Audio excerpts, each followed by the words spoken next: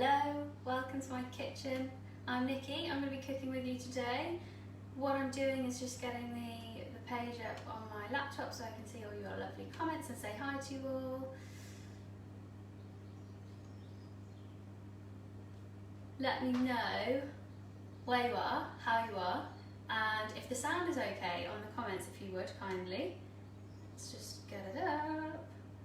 Going slow today. Hey, here we are.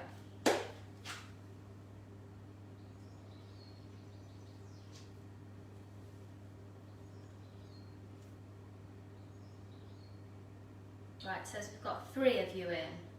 7. I can't see who's joining. I'm sorry.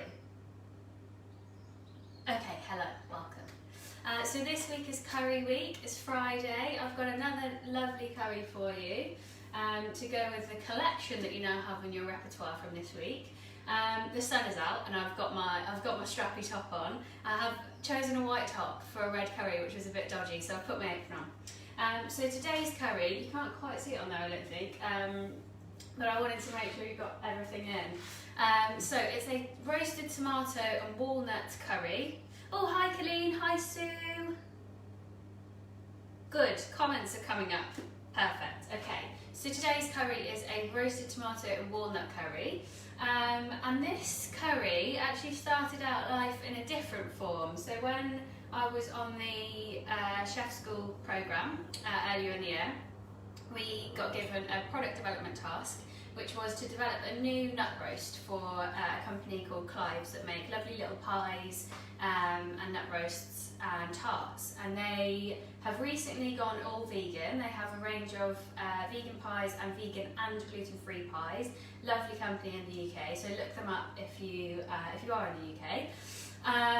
Anyway, so they have one nut roast in their range already and they want to expand that range, so we got given this project to develop a new nut roast. And if I'm honest, the words nut roast kind of put me off. I don't really love it. I think they're often a bit bland and a bit stodgy, so I wanted to spice things up a little bit, so I made an Indian one.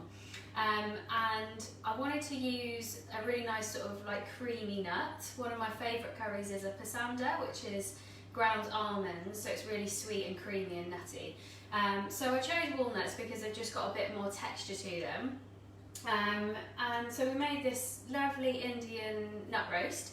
And I've now decided, I love the flavour of it so much, I've converted it into a curry recipe as well. So we've got lots of things like coconut cream, tamarind, tomato puree, and then some little roasted baby tomatoes going in there. So it's got a lovely combination of gentle spicing, and obviously you can adjust the chilli depending on your preferences, but then also some tang from the tamarind and the tomatoes, and then that's kind of softened by the creaminess of the coconut cream, which is really, really lovely. Hey, you got the rainbow already. I'm running out of places to put the rainbow, but hey, there we go, you found it. Okay, Denise, hi. I'm good, thank you, Denise. I hope you're well too. Morning, Sarah. Morning, Sharon. Hi, Day. Okay, so we'll get on with the recipe. If you are cooking along live, that's great. I'm so excited. We are trying to publish the ingredients a couple of days before, or a day before if we can, for these recipes now, so you can now live cook with us if you want to.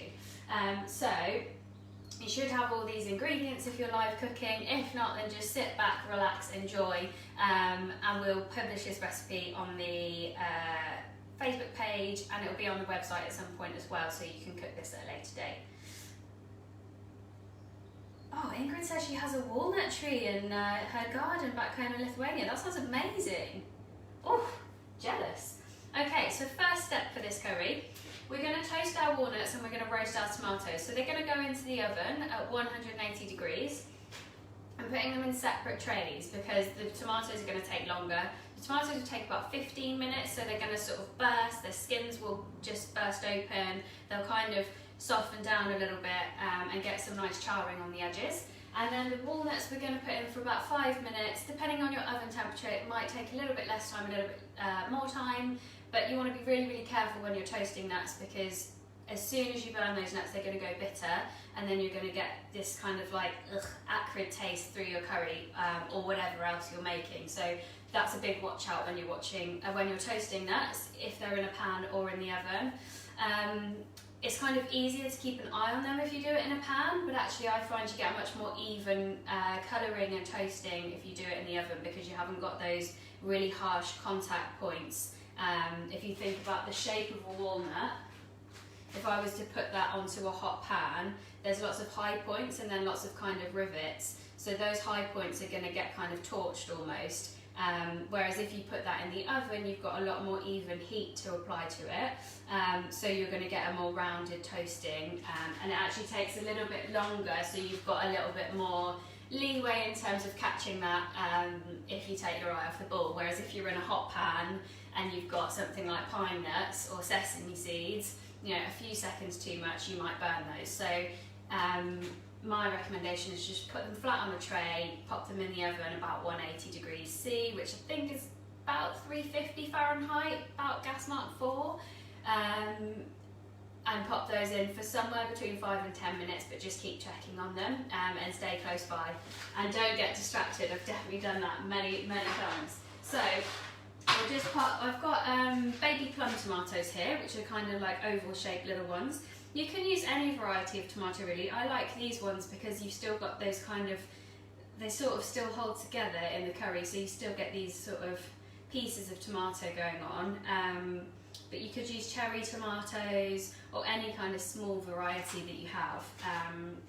So I just pop those into a separate dish. It can be a baking dish like this or just a normal tray. So walnuts 5 minutes, tomatoes 15 minutes. And I'm going to have to be clever with how I set my timers so I can get both of them, and don't forget about either of them.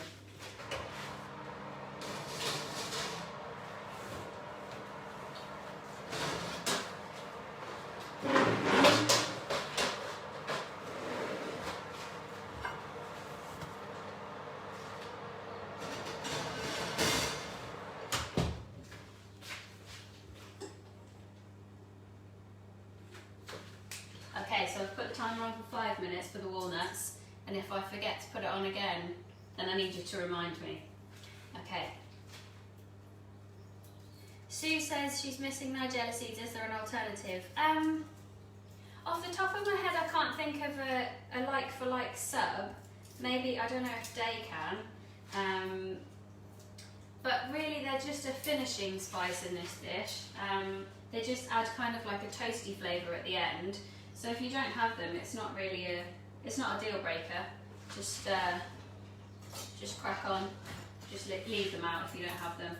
But I would advise, if you can find them at some point, give them a go, because they are a really nice way just to finish off things like curries. Even put them in flatbreads. They just have a really nice flavour. Okay, let's check in. Who else have we got? Hi Lisa. Hi Karen. Hi Paul. Walnuts do look like the brain, and they are good for the brain. They've got omega-3 in them, which is really good for the brain. Okay, any more? Hi Sarah from New Jersey. Colleen says, what could you use as a replacement for the tamarind paste? So tamarind it's quite a particular flavour. It's very sharp, and the paste usually has a little bit of sugar in it. You can, from some sort of Asian supermarkets, you can buy straight tamarind. I think it's solid, and then you have to sort of make it into a paste yourself. But I haven't been able to get hold of that. I'm trying to think. It essentially just adds a very deep sourness. So you could add. I add a little bit of lemon juice to this curry at the end, just to lift it a little bit. So you could try adding some more lemon juice.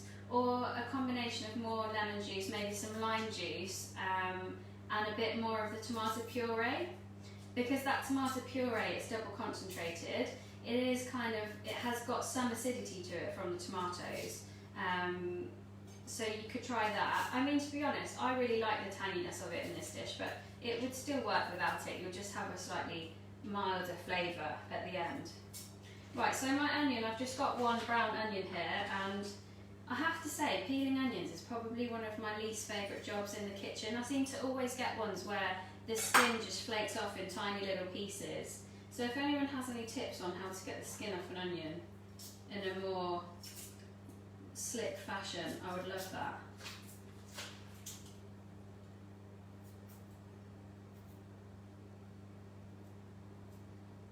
Denise, the oven is 180 degrees Celsius, which I believe is about 350 Fahrenheit, or gas mark 4. Mine's a fan oven, so if you don't have a fan oven, you might want to go up to something like 190, 200. To be honest, it's not essential because it's not a baking recipe, so if you use a different oven temperature, you'll just increase or decrease your cooking time slightly. You don't need to worry about being super precise on a recipe like this. We're just looking to get a little bit of colour. Oh, hallelujah! I appear to have been able to peel my onion. Right, there we go. Okay, so we're going to dice our onion. I've got ginger here, which I've grated just on a fine microplane zester, which is one of my absolute favourite bits of kit in the kitchen. So just going through, hopefully you can see what I'm doing. I'm sure you all know how to chop an onion by now. Okay.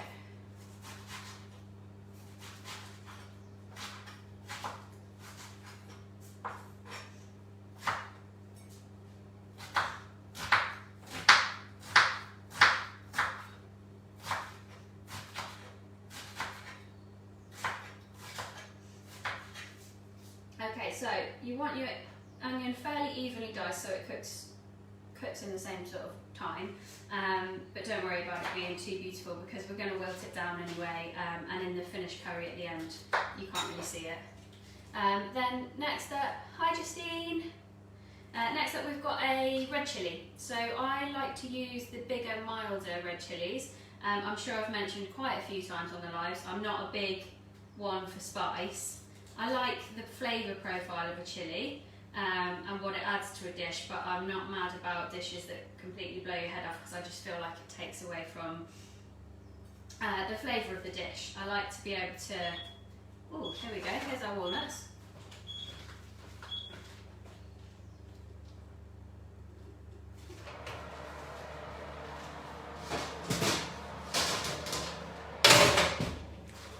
Okay, so your walnuts won't look much different after 5 minutes, to be honest, because they've got their skins on.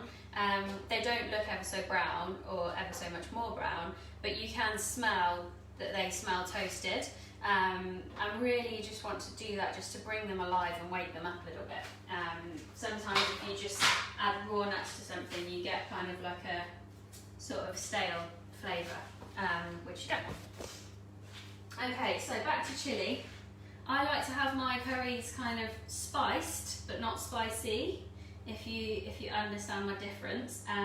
So I like to have lots of different spices that are giving me all different dimensions of flavour, but not an overwhelming chilli heat. So I just use these big red mild chilies, which is what they're called in our supermarket here, so pretty standard. But if you like heat and you want some more, then you can either add more of this kind of chilli, or you can add something like a bird's eye chilli or something a bit hotter. Okay, questions? Khan says alternatives for someone who's allergic to walnuts. So if you can eat other nuts, any other nut that's kind of creamy will work for this. So something like a cashew would be quite nice. Almonds would work. You're just going to have a slighter, if you use almonds, you'll just have a slightly more sweet flavour in the end. Cashews, again, are quite mild, so they will just kind of add to the creaminess. Walnuts have a bit more of a slightly bitter edge because of the skins on them. So yeah, you could even sub in pecans, to be honest. I mean, it would be a little bit more expensive, a bit more luxury, but I think that would work too. Just all of those three would be a little bit sweeter, but if you like a sweet curry, then that's good. Maria says curries take long to get ingredients ready. They can do, yeah, and the prep is a good step. And actually, what you can do to speed things up is get everything measured out, chopped and prepped ready, so that when you're going, it comes together quicker. So I've got my pan here. I'm just going to pop it on a medium heat. So my hob goes up to a 9, and I'm going to start at a 6. So kind of midway. And then I've got just some vegetable oil in here. So I'm going to add a couple of tablespoons of vegetable oil. And then we're going to get our onion in straight away, so it starts to soften as that pan heats up. And I'm also going to add in the chilli, garlic and ginger at this stage, and some salt. So the salt obviously seasons the dish, but when you're sauteing onion, it also releases water from things. So rather than that onion catching and getting burnt bits on the edges, it's going to release some water, which will help kind of steam it and soften it much more easily. So we've got our garlic here. You can definitely just finely chop or grate your garlic. I'm just quite lazy and I use a lot of garlic, so my lovely boyfriend bought me this garlic press for Christmas, which might sound a little bit sad, but honestly made me very happy. Okay, questions? Anthony, thank you. Don't forget the timer. I did remember it. I'm really amazed at myself for remembering it.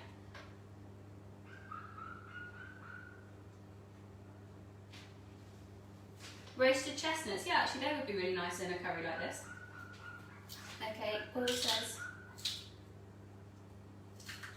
oh, the Celsius and Fahrenheit scales have one point at which they intersect. They're equal at -40. Wow, I don't fancy being anywhere that's -40, to be honest. I'm definitely more of a sun favouring creature. My family like to say that I'm solar powered because I have no energy in the winter and I come alive in the summer.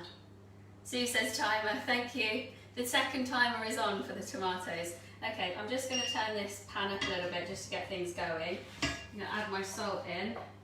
So for this amount of curry, I'm going to add ½ a teaspoon of salt, and then at the end we will taste it, and if it needs any more salt, we'll add some more salt.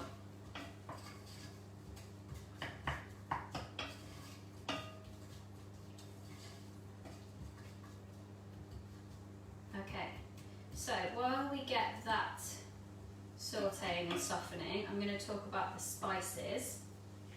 So I've got ground cumin, ground coriander, ground fenugreek, ground cinnamon, and then I've got some fennel seeds as well.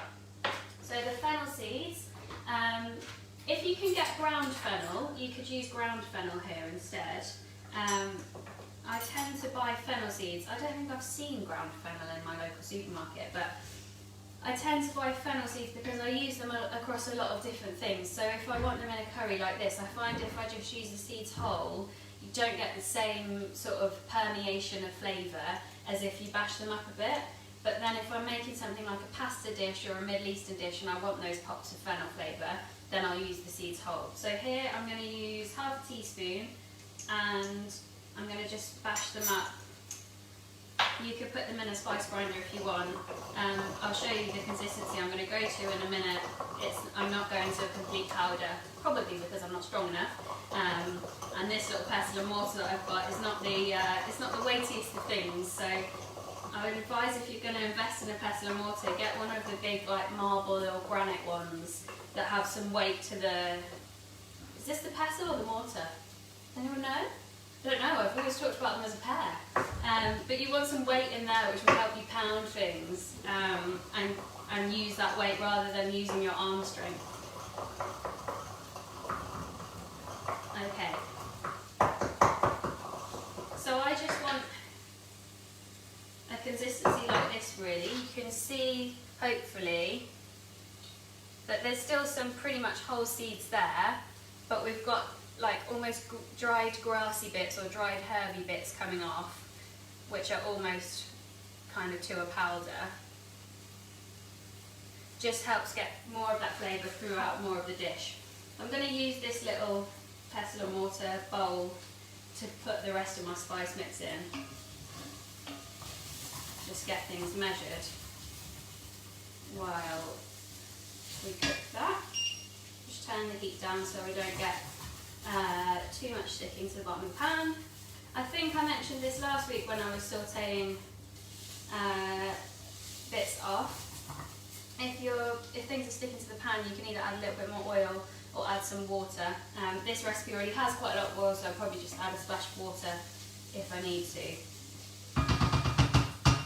Okay, so coriander, ground coriander, teaspoon of that. So ground coriander and ground cumin, I like to use together to kind of balance off each other and create this nice like earthy base to my curry.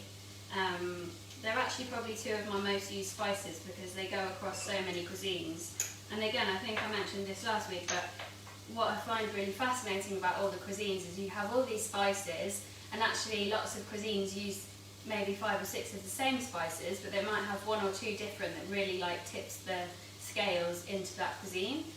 So cumin and coriander you'll find in Indian cuisine, you'll find in Mexican cuisine, you'll find in Middle Eastern cuisine, which is just like really, really nice because you've got an ingredient there that spreads across so many different parts of your repertoire.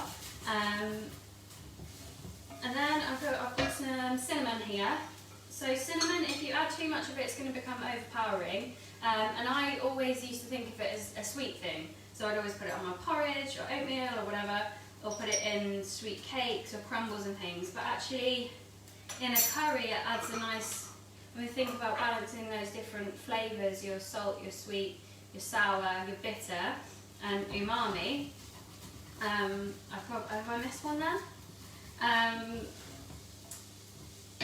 Your cinnamon is going to add a nice little bit of sweetness and a roundness to your dish. So I really like cinnamon in a curry. Karen says save the arm strength. Yeah, for sure. Okay, right, the pestle is the grinder and the mortar is the container. Okay, brilliant, thank you, Sarah. Ooh, fennel is sold in tea bags and sage. Great, thank you, Maria. And thank you, Paul. You're very diligent with your research, Paul, I love that. Thank you, guys. What would I do without you? Right, timer.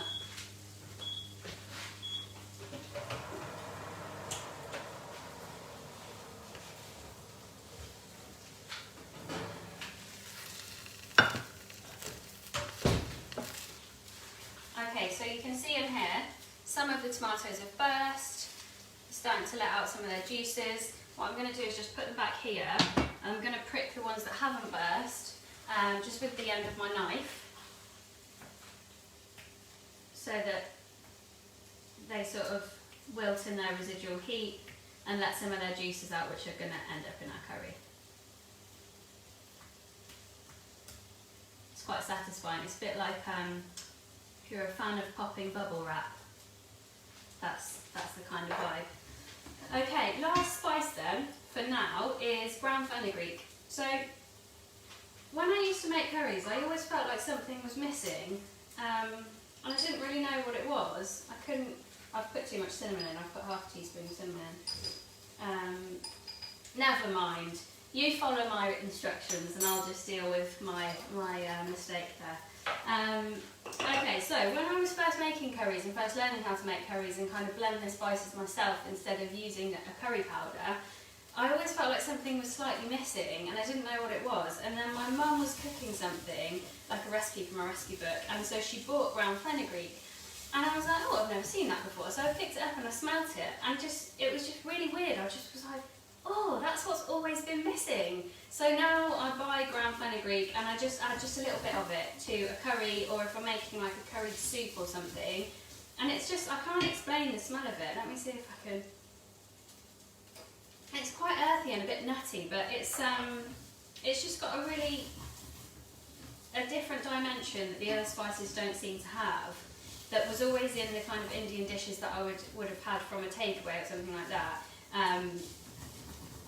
And so, yeah, that was a really nice little discovery that I found. Okay, so my onions are looking nice and glossy and translucent. And my chilli has softened down as well. So now we're going to add these dry spices. We're going to get that going. So we're just going to cook this for another couple of minutes with the dry spices in. Again, just to, when you have a dry ingredient like a nut or a seed or a spice, the heat of the pan just helps wake those up and just release all those flavours. So if I were to just add all my liquids in now, you kind of wash away some of those spice flavours. But if we just let them kind of cook out on the pan a little bit with the rest of those ingredients, it's going to just release more of their flavour, and then the end dish is going to be more flavoursome. Ooh, Sarah says she loves cinnamon in her bean chilli. That's a nice idea.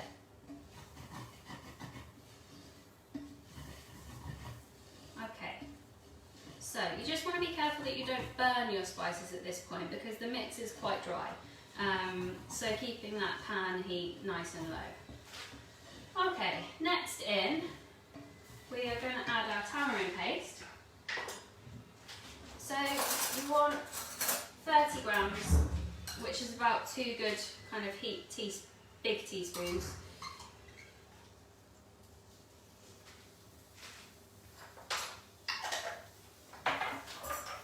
So we just stir that in.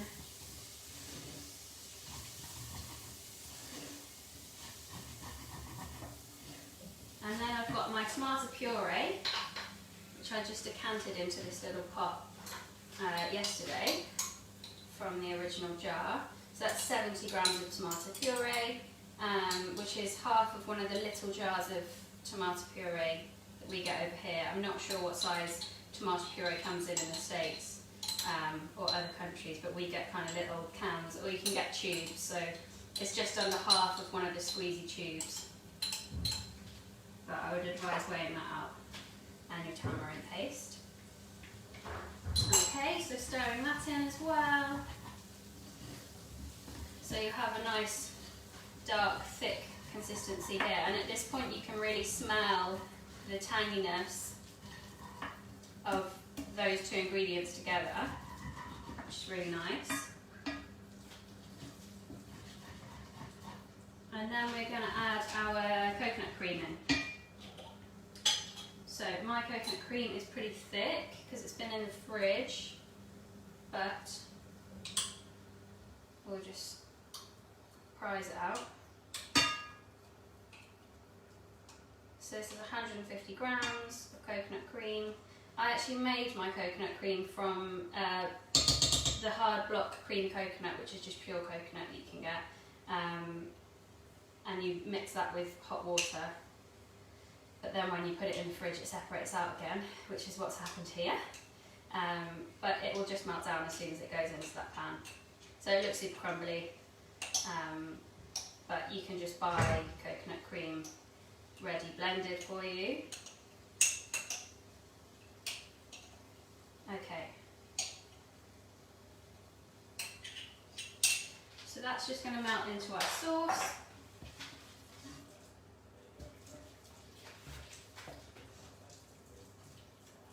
Helene says that in the US it's called tomato paste. Okay, great. Thank you. In the UK, ours tends to be double concentrate. So if yours isn't double concentrate, maybe just add a little bit more to taste.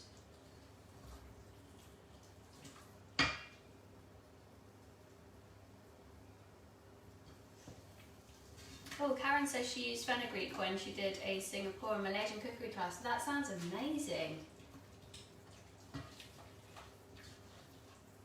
And Maria says tamarind was her missing flavour. It's very good, I do like tamarind. Okay, to this, see it's very, very, very thick. So my coconut has just melted in there. I'm going to add some more water. So you want to add, I'm going to start with 50 ml, but we might go up to 100 ml if needed. Let me get my measuring jug.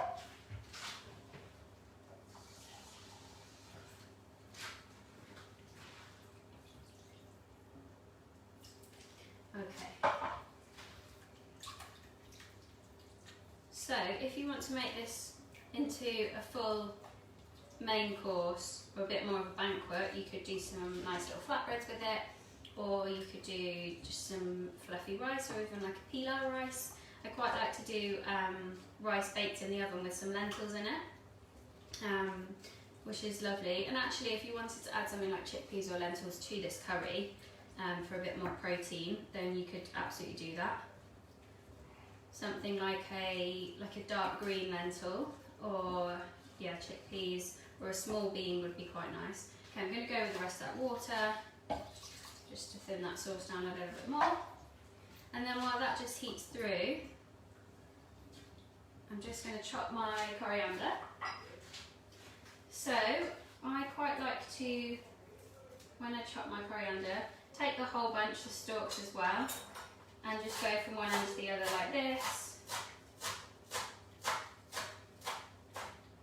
And then at this point, when I'm cooking down my sauce, I add in the half that's the stalk ends. So the stalks are a little bit tougher, they take a little bit longer to sort of wilt, and also the leaves look more pretty if you want to save some for garnishing. So I split it in half, save half to sprinkle on top, and then get those stalks in there, which actually have a lot of flavour. A lot of the flavour is in the stalk, because if you think about how it grows, it's kind of growing up through that stalk, and then the leaves are just the extremities really, so a lot of that stalk has really good flavour, so you don't want to throw it away, you just want to cook it a little bit longer. Okay, so we'll put that rest of that coriander to one side.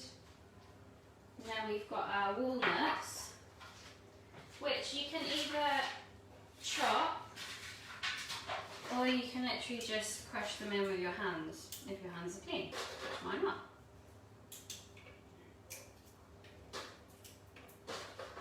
And you can leave some bits nice and chunky. Whatever you want to do really here. Walnuts are quite good if you want to replicate the texture of like a minced meat. So if you do like walnuts, mushrooms, things like that, and kind of blitz them together into a sort of breadcrumb sized texture, you can make quite a nice texture with that. Works well with like grated or riced cauliflower as well with walnuts. I sometimes make like a sort of crumbly chorizo with walnuts like this, toasted and then broken up. They should have quite a nice kind of body to them. Oh, there's a builder outside. Someone's having their flat renovated upstairs.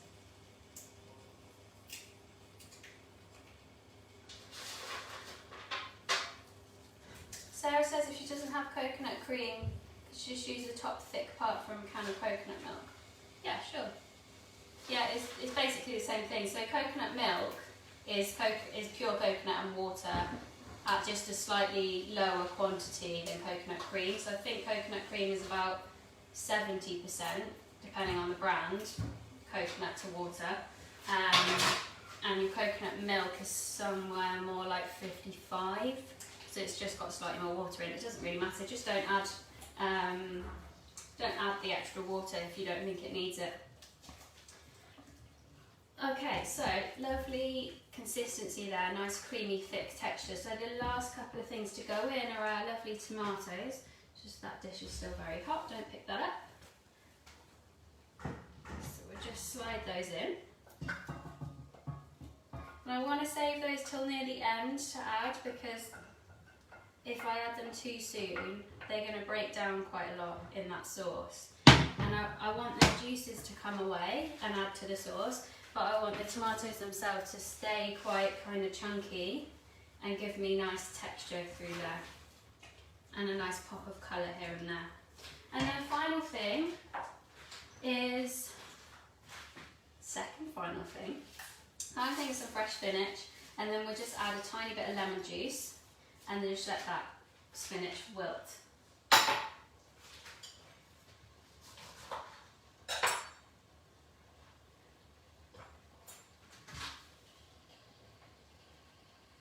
So again, I've given you the quantity here of half a tablespoon of lemon. I've made this quite a few times, so I know that's about that much. I would recommend you measure it out and then taste it, and if you think for your palate it needs more, add some more. Okay. Virginia says, what's she making? Sorry Virginia, you can't quite see at the top here, I've got tomato and walnut curry written. Thank you ladies. Okay, so we're almost there, so if anyone has any more questions, just have a little time check. Fire them away now. Got a couple more minutes just while this spinach wilts.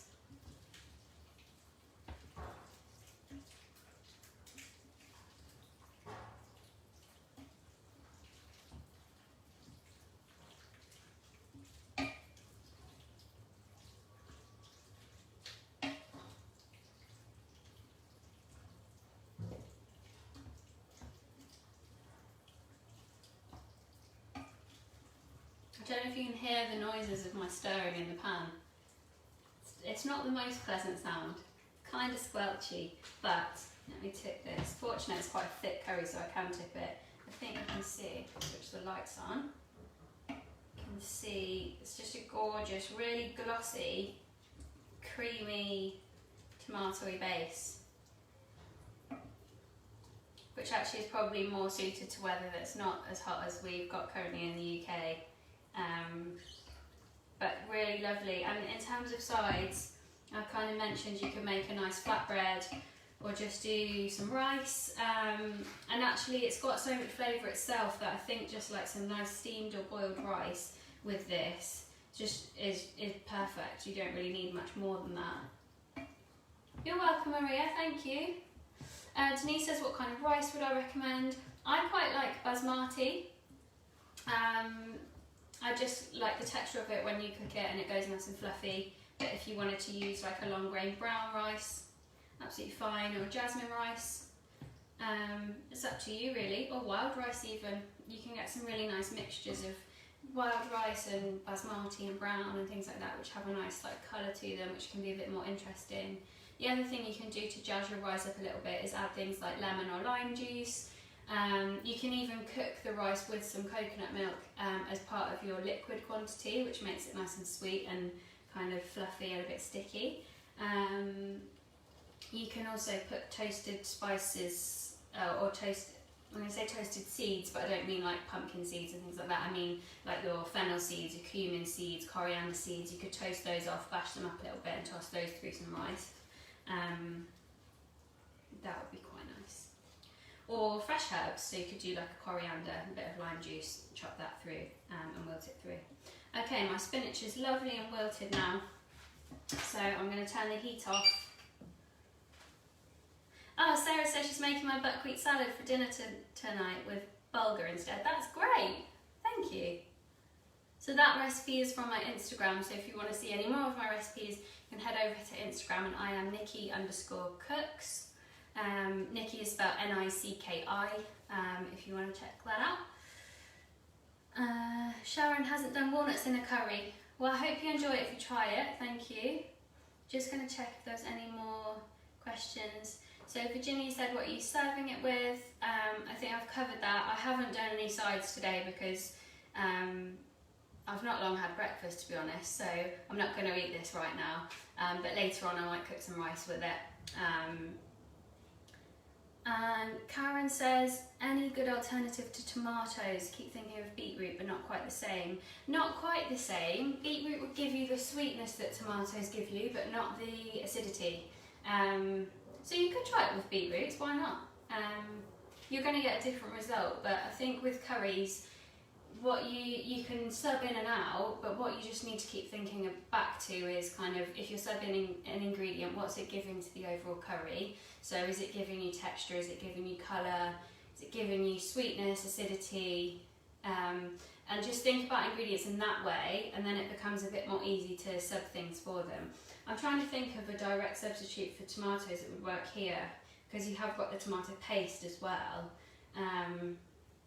I'm not 100% sure, to be honest, but I mean, give beetroot a go. It would be an amazing colour. I have made beetroot curries before, and you just get this gorgeous, like, shocking pink colour, which, and actually the consistency of beetroot means that it kind of holds on to its texture, so you don't get like a mushy curry, you get something that's got a nice bite to it, which can be nice because sometimes veggie curries can get a bit like homogeneous in texture if you don't really think about what you're doing there. Okay, so Dave has linked my Instagram in the comments if anybody wants to check that out. Final thing, garnishes. So I kept some of my coriander, which I'll just sprinkle over just before I serve it. Bear in mind that coriander is quite a fragile, delicate soul, so if you put it on something hot, it's going to work quite quickly. So if you want to serve it and make it look gorgeous, hold the coriander until the last minute and then sprinkle it over. And then I've also got my nigella seeds, which are, they go by many names. Mysterious creature. They're these little black, they're actually black onion seeds. I think they are also known as kalonji seeds in some languages. So if you're in the UK, you can find them either probably as nigella seeds in the main kind of spice rack sections, but then if you go down the world food aisle, you'll see them in bags as kalonji seeds with all the other kind of bigger packs of spices. So I just like to sprinkle those over the top and you get this nice little kind of flecky effect, but they just give little pops of flavour just as a kind of finisher. And then sometimes I'll also spoon a little bit of unsweetened soy yogurt on top just for a bit of a cooling element, which adds another nice level of contrast. Denise says, what about a squash or sweet potato? Yeah, I don't see why it wouldn't work here. I think you would still need the tomato paste though, really. Okay, cool. Fab. Paul says he's confident that 100% of the food cooked in these Facebook Live events gets eaten. Mine all certainly does get eaten. I won't eat it right now, but it will get eaten this afternoon for sure. Okay. Well, thank you. Oh, thank you, Sarah. My eyeliner. I've been using lockdown to play around with makeup. It's a nice little meditative activity that gives me something other than cooking to do. Okay, so thank you for joining me. I hope you enjoyed this recipe for tomato and walnut curry. We will post the full recipe on the Facebook group and it will be on the website at some point soon too.